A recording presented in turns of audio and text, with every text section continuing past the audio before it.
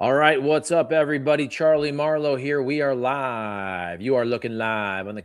Oh, I was about to say the Kenny Wallace. No, it's the Charlie Marlow YouTube channel and also Kenny Wallace Media on podcast. How's everybody doing? Huge week, huge weekend of college football championship weekend, the college football playoff show, the rankings, everybody losing their mind, me included, over Notre Dame being left out. Miami gets in over Notre Dame. So does Alabama. Alabama, despite being destroyed by Georgia in the SEC championship game, 28-7, Bama is in. All right, let's talk about everything. First of all, the title of this video podcast, Notre Dame should have made it over Alabama. First of all, and I know a lot of people will disagree with me, I actually think in the end, if I had to choose, I would have put Notre Dame and Alabama both in over Miami. You can say that's not fair because Miami beat Notre Dame heads up early in the season. What was that? Was that the first game of the season? I remember watching the end of that game. Notre Dame on the road, though, lose by 3 points. So again, credit the Hurricanes. They won the game. At home, very close game. Are they significantly better, or were they significantly better than Notre Dame during that game? No, it was a super close game. But again, all the credit in the world for winning the game.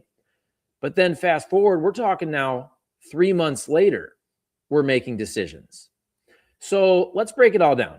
And I think it's important to discuss biases. I'm an Ohio State fan. I do enjoy the Big Ten. Am I anti-SEC? If you follow me on Twitter, you probably think that. I like to have fun. Look, the SEC has enough cheerleaders. The Big Ten needs a few more, although each conference has its own network now. Obviously, ESPN is just balls deep with the SEC, and Fox is with the Big Ten. So here's the deal. I've never been a fan of Notre Dame. I don't necessarily dislike Notre Dame. I kind of dislike Notre Dame under Brian Kelly because I think Brian Kelly's just very unlikable. But look, Marcus Freeman's a Buckeye, and it's hard to dislike Marcus Freeman.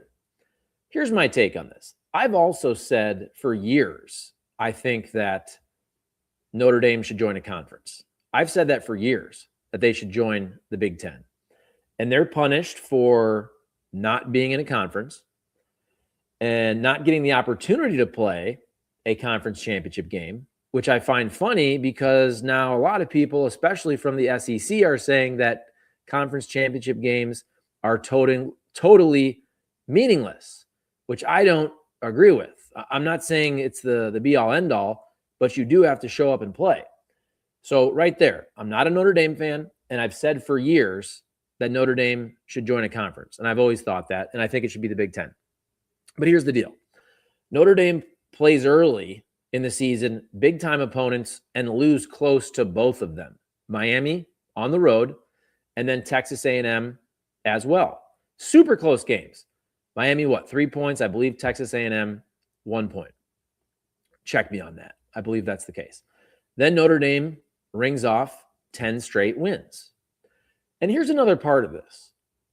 You can say it's not supposed to be about anything else but 2025, but we know that's not true. We know that's not true. Even if you're an SEC fan and you're an Alabama fan, you know the Alabama mystique is one of the big reasons. The Alabama brand is one of the big reasons why Alabama got in.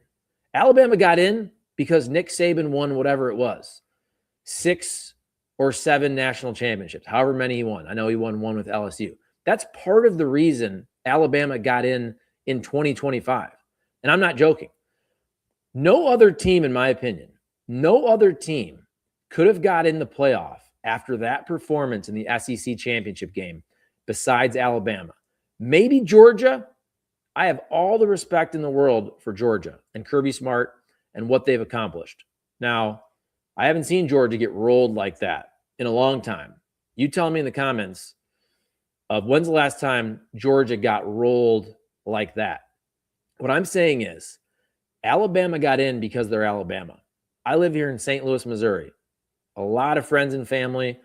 I know a ton of people who are Mizzou fans, and you know this. Mizzou's in the SEC. If that was Mizzou playing in the SEC championship game and they were never in the game for the entire game, because that's the truth. That's the truth. Alabama was never in that game. What was it? It was 21-zip at the end of the third quarter. The final score was 28-7. That was an embarrassing performance. Now, it wasn't 42-zip, but it was 28-7, and they never had a chance to win that game. I also find it funny. And look, I've been critical of Kirk Herbstreit. He works for ESPN, and some of his comments the last couple of years, they don't jive with me. Last year when Indiana got beat in the first round by Notre Dame, and he said some of these teams don't belong. You knew he was talking about Indiana, by the way. Did not have that same energy for an SEC team like Tennessee that got absolutely housed by Ohio State. But that thought last year was, oh, Indiana's in, they shouldn't be in. A team like Alabama should be in. A team like Ole Miss, teams that didn't make it last year. And look, this Indiana team this year is totally different. We'll get to that.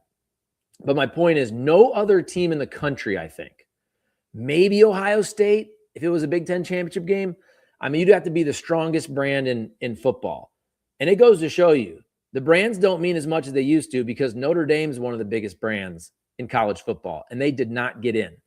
But I don't think any other team in college football could get smoked like Alabama did in the SEC championship game for their third loss. They also have a terrible loss early in the season to Florida State and still make the college football playoff.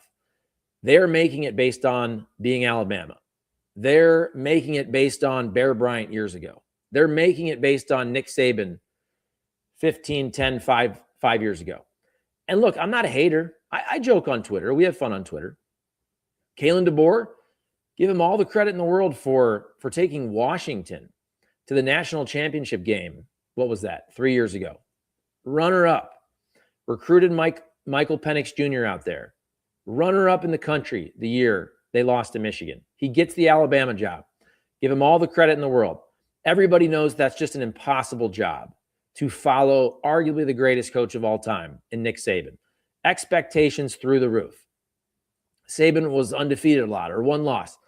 I think most people get it. Like, you can't be undefeated every year. Everybody realizes there was going to be a drop-off after Nick Saban. And also, we're in a different world. This is NIL. This is portal. But so far, Kalen DeBoer has underperformed. It hasn't been terrible, but he has slightly underperformed. Didn't make the college football playoff in year one. Had a terrible loss to Florida State early. Had a terrible loss to Georgia in the SEC championship game. So you have 3 losses each year, and I'm talking regular season or the conference championship season before we get to the college football playoff or the bowl season. But here's the thing, another thing. We're crediting some of these teams based on their brand and based on their history. And I said this earlier, Kirby Smart, Mark Richt, the coach before at Georgia. Kirby Smart has earned the benefit of the doubt at Georgia. He has 2 national championships. They show up. Georgia has earned the benefit of the doubt. Nick Saban's Alabama team, absolutely over 15 years, whatever it was, earned the benefit of the doubt. Nick Saban won championships on championships on championships, okay? Kalen DeBoer so far at Alabama has not earned the benefit of the doubt. And this was essentially a 50-50 call. Now, again, I would put Alabama and Notre Dame over Miami. But at the end of the day, it really came down to Alabama and Notre Dame, even though if you look at the rankings, Miami is behind Alabama because Alabama is 9 and Miami is 10. Notre Dame is 11. BYU 12. So going into that, let's talk about benefit of the doubt, by the way. We got a couple commenters here. Laura Cartwright, I'm going to sub to you because you sound like a good guy. She put a bud guy. She didn't mean bad guy. She said good guy. Appreciate that, Laura. And then Anna says, hello, and she's giving me a trophy. I really appreciate that. Okay, get your comments in. I will read them on the air here on YouTube. The people listening back on podcast, this is no longer live, but please comment after the fact. Okay, so getting back to earning the benefit of the doubt. And again, I'm not a Notre Dame fan. Isn't it fair to say, though, Notre Dame kind of earned the benefit of the doubt last year? Are we acting like these human beings don't take these things into consideration? Notre Dame, they were runners up. Ohio State beat them at the end. I think it was, what was it, a 10-point game, 11-point game? I can't remember the score. It wasn't embarrassing. Notre Dame was in it for most of the game. Let me look up that score here real quick, just so I want to say it was 10, 11-point game. College football playoff championship. Let's see. Bear with me. Yeah, 11-point game. 34-23 the final. Ohio State beats Notre Dame in the college football playoff. Let's go to Notre Dame, though. And this is obviously last year. So I'm trying to look at their schedule from last year. So when they get to the college football playoff, they beat Indiana 27-17. And they beat Georgia. That's an impressive win, beating Georgia 23-10. And they beat Penn State 27-24 in the semifinal. And they lose to Ohio State 34-23. But my point is, don't you think Marcus Freeman and Notre Dame kind of earned the benefit of the doubt on a 50-50 call? That's what this comes down to. It's human beings making selections. To me, Kalen DeBoer at Alabama has not earned that benefit of the doubt. Marcus Freeman and Notre Dame earned the benefit of the doubt last year, getting to the championship game of the college football playoff. Here's another part. Notre Dame had those 2 losses early against really good teams I mentioned. Then they rang off 10 straight wins. I understand they don't play Murderers Row. I also want them to join a conference like you. But look at Alabama over the last 6 weeks or so. Not impressive at all, even in some of their wins. Not impressive at all. And that should matter more. What happens most recently should certainly happen more than what happens, especially in the first week of the season. And in the same way, I'll in a way throw out the Alabama loss to Florida State, kind of in the same way that I'm saying that doesn't mean as much as Notre Dame playing a really close game and losing at Miami by 3 points. But that was a really close game. So it is what it is. Look at the Ohio State-Indiana game. Indiana won. Give them all the credit in the world. Did anybody walk away from that game? By the way, I was super impressed with Indiana. But did anybody walk away from that game saying that Indiana was far superior to Ohio State? No. And you know what? If they meet again in the college football playoff national championship game, and by the way, not a given by any means, Ohio State would have to get by Georgia, you would think, which is going to be tough. I have all the respect in the world for Georgia. But does anybody really think that if Indiana and Ohio State met again in the national championship game, that Ohio State couldn't win that game? Absolutely, Ohio State could win that game. That doesn't mean they will. But look, Ohio State was the best team in the country for about, 3 months. And now Indiana is going to be the number 1 team in the country until somebody knocks them off. So the Big Ten's on a nice little run. That's also a part of this. I joke on Twitter, I'm kind of anti-SEC, but I think when you listen to me here, my takes are pretty reasonable. I got Romulo saying hi, hello, and I have Silent Psych Facts saying hi, boss. How you doing? Thanks for joining us. Thanks for watching live, everybody. I appreciate it. I really didn't like the justification for why Alabama got in. You could tell the committee members, you could tell the gentleman speaking on behalf of the committee, was it Hunter Yurachek? I mean, that's embarrassing. I'm sorry. It's embarrassing when you're quoting, oh, did you see Alabama playing Auburn in the first half? They quoted a win over Tennessee. Tennessee's 8-4, guys. In no other conference, here's where I will get into the conference bias. In no other conference in college football would you ever credit beating an 8-4 team. You know, Mizzou's 8-4, Tennessee's 8-4, nice teams, nice seasons. Nobody would ever talk about the Big Ten and say, oh, they beat who's 8-4 in the Big Ten? Like in Illinois, I think, maybe Washington, Iowa, teams like that.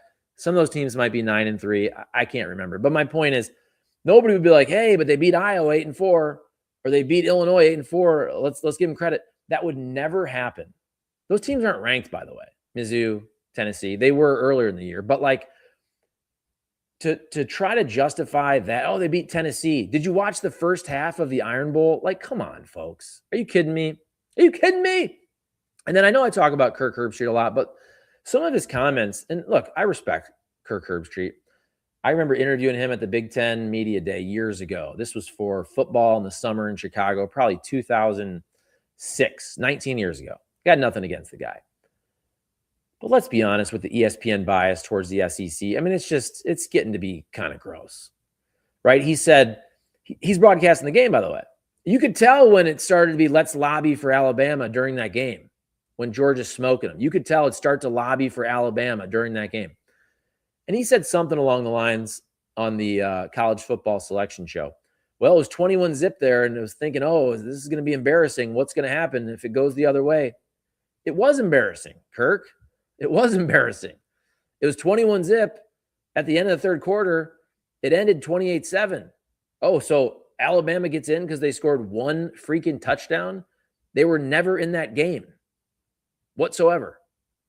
So there are my thoughts there. And you know what? I will say this. I have a lot of fun arguing with people about this. Big Cat from Barstool said this, and it's true.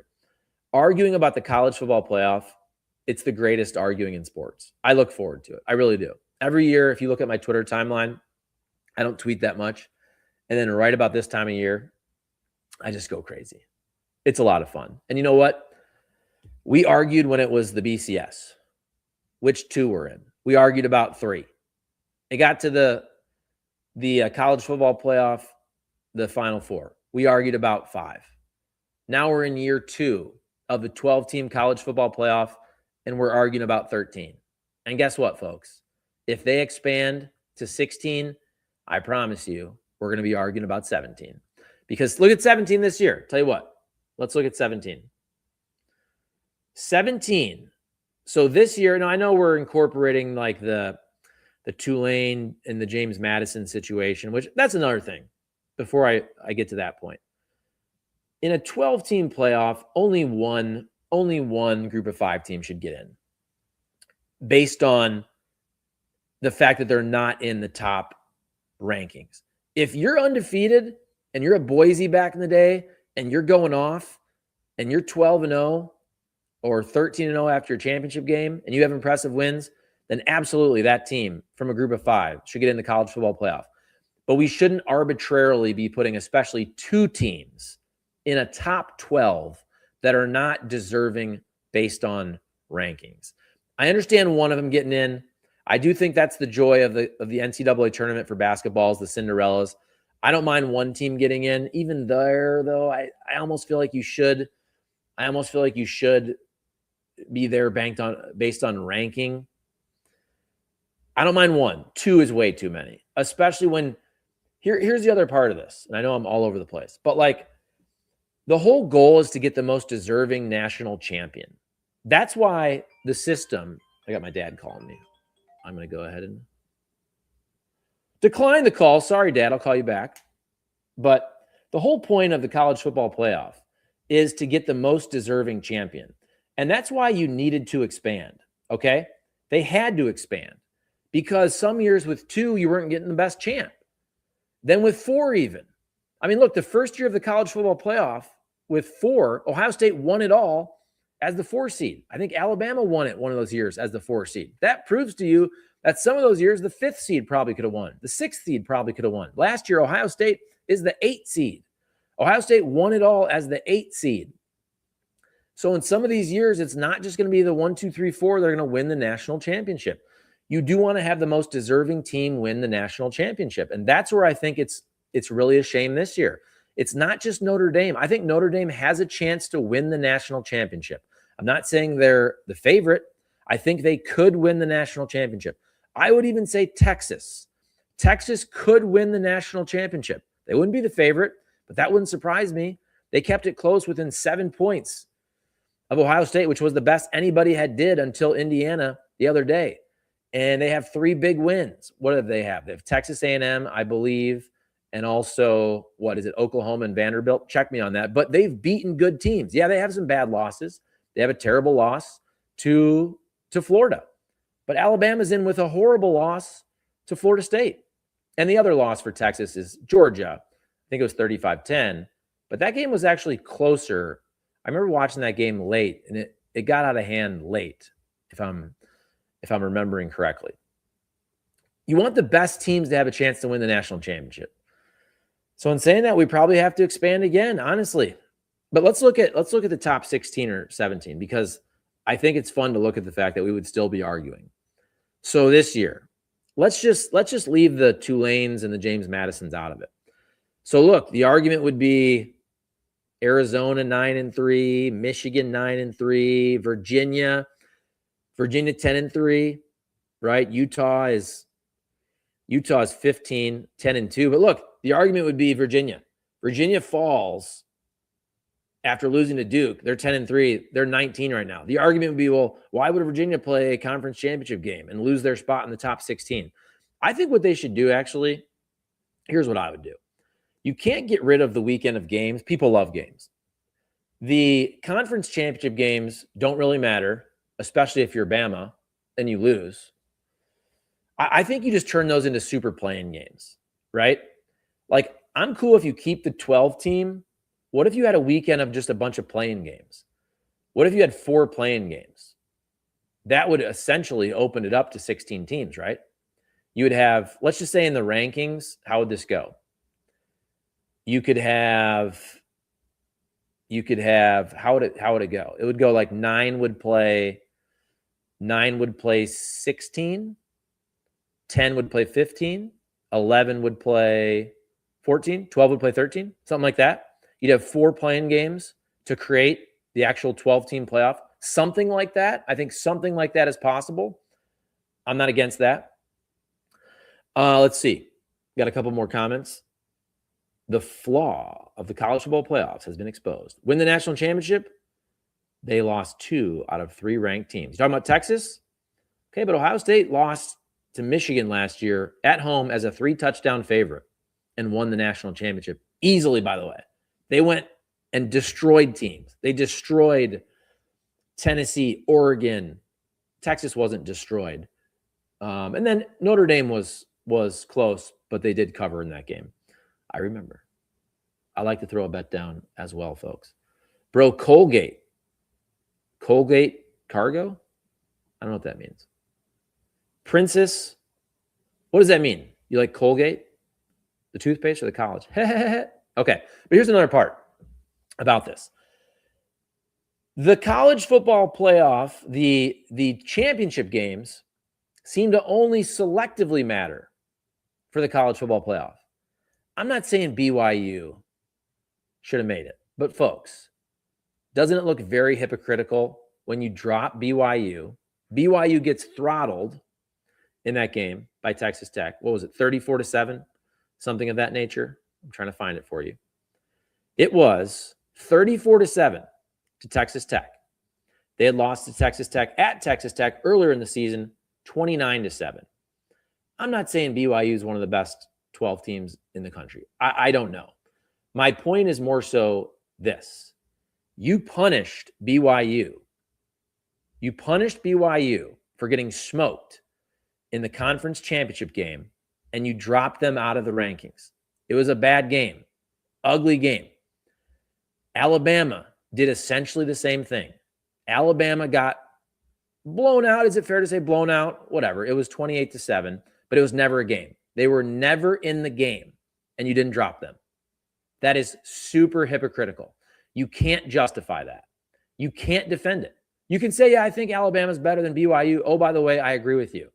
But you can't justify dropping BYU and not dropping Alabama.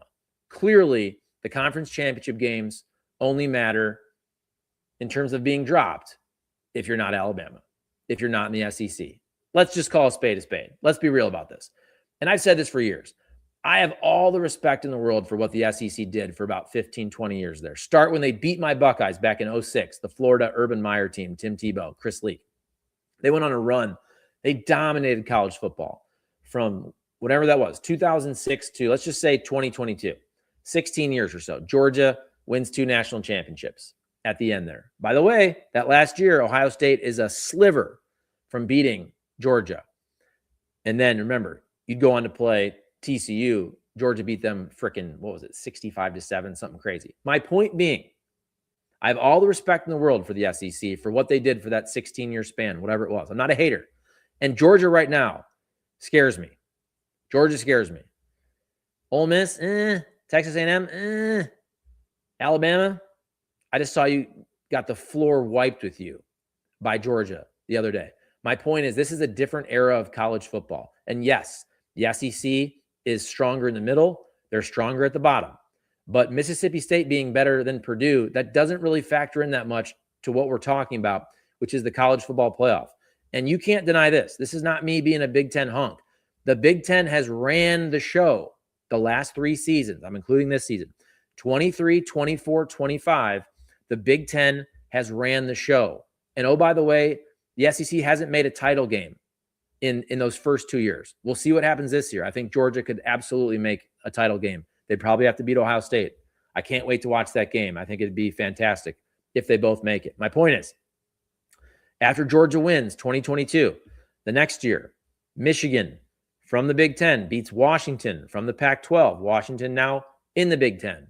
Last year, Ohio State, Big Ten, beats Notre Dame, the team that's left out this year. Notre Dame obviously not in the conference. Oh, by the way, last year, who was number 1 essentially the whole season? Oregon, out of the Big Ten, right? Who was number 1 all of this season? Ohio State, out of the Big Ten. Who's number 1 now? Indiana, out of the Big Ten. Look, this may only be a 2 or 3 year blip.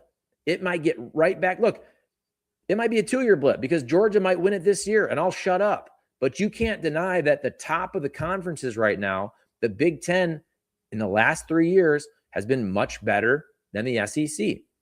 And I was arguing with somebody on Twitter about this, they were saying the Big Ten is a one-trick pony, and they were kind of talking about Ohio State, which I get. I'm an Ohio State fan. I like to have fun with people and debate. But the last 3 years, the Big Ten has had three different conference champs. None of them are Ohio State. It was Michigan in 23. It was Oregon last year, and it's now Indiana this year. And throw Ohio State having a national championship last year in there. And, of course, Michigan won the national championship now in the 2023 season. All I'm saying is right now, at the top, the Big Ten is running the show. It's not going to last forever, but NIL and portal has changed things. You absolutely cannot, you really can't disagree with that. So let's see here. We got some more comments. Life user. My beef with Notre Dame is you represent a Catholic university and in the face of adversity, act like a spoiled child and set a bad example, bowing out of a bowl game because things didn't go your way. I agree with you there. I understand that Notre Dame is pissed. I think you got to play the game. I know apparently the players decided on this, but I don't agree with that decision. I think you got to play the game for your fans, for your players, for the seniors who are never going to get to play another football game. A lot of guys will go to the NFL. A lot of guys will play next year for Notre Dame or other schools. But I think there'd be a lot of guys that want one more football game. In a cool area, bowl games, usually you're going somewhere nice and nice little mini vacation. Let's see. We have Byron. They shouldn't have had 3. Now, what do you mean by that? 3 losses? Talking about Texas or Alabama? Let's see. Life user. Yeah, they should have been in the top 12. Tulane and James Madison got in because the system is set up for conference winners. Yes, they have to get rid of that rule as well, which they will. They're tweaking this as they go, folks. Last year, you had the stupid thing with the buys where the conference champs got buys, which they shouldn't have, and it created some bad matchups. They changed that rule. This year, the whole thing that it's the top 5 conference champs in terms of ranking. Then all of a sudden, you get Tulane and James Madison both sliding in. I promise you they will change that rule as well. They're going to change a lot of rules, folks, because they need to. Yeah, and then Byron saying 2 group of 5 is ridiculous. I agree. And look, I root for the little guy. I am an Ohio State football fan, but I went to Bradley for college. Bradley doesn't have a football team. We have a nice basketball program. We're a mid-major. I understand it's fun to be the Cinderella here and there. I understand Bradley basketball is not Duke basketball. It's not North Carolina basketball. It's a different story in the NCAA tournament because 68 teams get in. I like the idea of one team, one smaller team getting in the college football playoff. If it's 12. I don't like 2. You could probably even sell me on no teams. You could probably sell me on no teams from the group of 5 getting in if they're not deserving by ranking. I think I'm there. I think I'm there with that.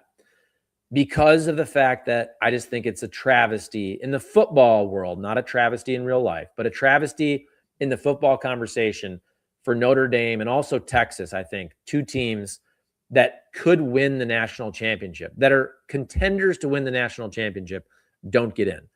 Everybody knows JMU, nice story. Tulane, nice story. Hey, my dad went to Tulane for grad school. I love the Green Wave. I love New Orleans, baby. But come on, they have no chance of actually winning the national championship. They got smoked by Ole Miss, and now you have a rematch. So there you go. 31 minutes in. Thank you guys for watching. We're just going to end like this, though. I got to tell you guys, my St. Louis people, Triad Bank. Best thing I ever did for my rental property business, taking all my commercial loans from a big national bank that didn't care about me to a local bank, Triad Bank, working with my guy, Matthew Tobin, for the last 5-6 years. I think we've had 6 or 7 different loans. 6, 7. I hate that. I think we've had 6 or 7 different loans with them over the years. We have 2 now. Just bought a rental property at the end of June. They hooked me up. And then line of credit. We started our rental property business off the line of credit from this house right here. Then you have St. Louis Equipment. There's some snow on the ground out there. They got the salt. They got 4 locations, new location in Jefferson County, DeSoto. So this time of year, salt. If you need your plow service, you want to buy a plow. They got mowers for the spring. St. Louis Lawn Care. They'll cut your grass. They'll do your mulch. They do landscaping. They planted some arborvitae back there in my backyard, a juniper that looks beautiful in my front yard. They planted boxwoods. They trimmed the boxwoods. They do it all. St. Louis Lawn Care, St. Louis Equipment, my guy Tim Jenkerson, and then also Triad Bank, triadbanking.com, my guy Matthew Tobin. He will hook you up for all your commercial lending needs. There you go. I'll end like this. My Buckeyes, they got beat. Good game, fun game. Indiana, they're tough, man. They are tough. All the credit in the world to Kurt Cignetti in Indiana, #1 team in the country. That's a pretty cool story. I got nothing against Indiana. Got great memories from hanging out at IU back in the day in college. Can't wait for the college football playoff. Kind of stinks as a Buckeye fan. I got to wait like 24 days, 23, 24 days before they play on that Friday on New Year's Eve, I believe, December 31st.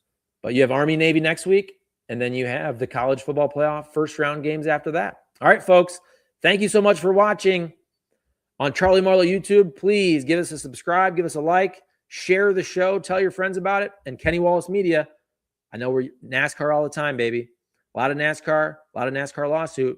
We're trying to mix it up with some college football as well. All right, love you all. Peace out. Thanks. End stream.